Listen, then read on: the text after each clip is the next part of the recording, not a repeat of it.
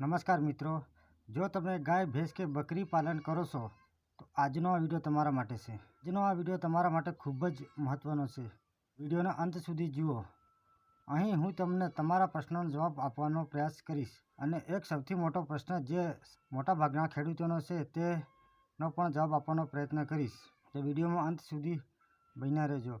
પરંતુ જો તમે મિત્રો આ ચેનલમાં નવા હોય તો ચેનલને સબસ્ક્રાઈબ કરી લેજો, વિડીયોને લાઇક અને શેર કરવાનું ભૂલશો નહીં. ચાલો દોસ્તો, આપણે વિડીયોને શરૂ કરીએ.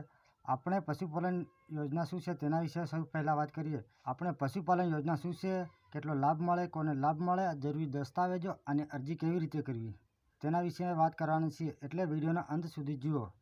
આ યોજના શું છે? મિત્રો, પશુપાલન યોજના એ સરકારની પશુપાલન કરતા ખેડૂતો અને ગ્રામ્ય વિસ્તારના લોકોને આર્થિક સહાય આપવાનો છે. આ યોજનામાં ગાય, ભેંસ, ઘેટાં, બકરા જેવા પશુપાલનના વ્યવસાય માટે સરકાર સબસિડી આપે છે, જેથી લોકોની આવકમાં વધારો થાય અને રોજગાર મળે, તેનાથી લોકોનું જીવન ધોરણ ઊંચું આવે.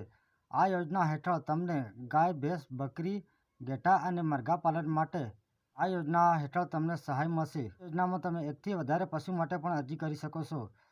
હવે તમારા માટે સૌથી મહત્વનો પ્રશ્ન એ છે કે આ યોજનામાં કેટલી સહાય મળે તે વિશેની વાત કરીએ તો સામાન્ય કેટેગરીના લાભાર્થીને 40% સુધીની સબસિડી મળવાપાત્ર છે, જ્યારે એસસી અને એસટીના લાભાર્થીને 50%થી 60% સુધીની સહાય મળશે. દાખલા તરીકે, જો તમે 1 લાખ રૂપિયાની ભેંસ ખરીદી છે તો તમને 40,000થી 60,000 રૂપિયા સુધીની સહાય મળશે. મિત્રો, તમે આ વિડીયોમાં ક્યારના જેની રાહ જોઈ રહ્યા હશો કે આ યોજનામાં કોણ કોણ અરજી કરી શકે, તો હું આ યોજનામાં લાભ લેવા માટે યોગ્ય હોય કે નહીં? તો મિત્રો, આ યોજનામાં લાભ લેવા માટે જો ભારતના નાગરિક હોય, ખેડૂત ને પશુપાલન હોય, તેની ઉંમર 18 વર્ષથી વધારે હોવી જોઈએ અને અરજદાર પાસે બેંક ખાતું હોવું જરૂરી છે. ગામડામાં રહેનાર હોવો જોઈએ. મિત્રો, મજાની વાત તો એ છે કે અહીં અમુક યોજનામાં જમીન હોવી ફરજિયાત નથી. જો તમારી પાસે જરૂરી દસ્તાવેજો જેવા કે Aadhaar card, ration card, bank passbook, passport સાઇઝનો ફોટો, જાતિનો દાખલો, જમીનનો દસ્તાવેજ જો હોય તો, બાકી ના હોય તો ચાલે. તો મિત્રો, કાંઈ વાંધો નહીં આવે. આ દસ્તાવેજો તમે અરજી કરવા માટે હોય તો સંપૂર્ણ પાત્રતા ધરાવો છો તેમ કહી શકાય.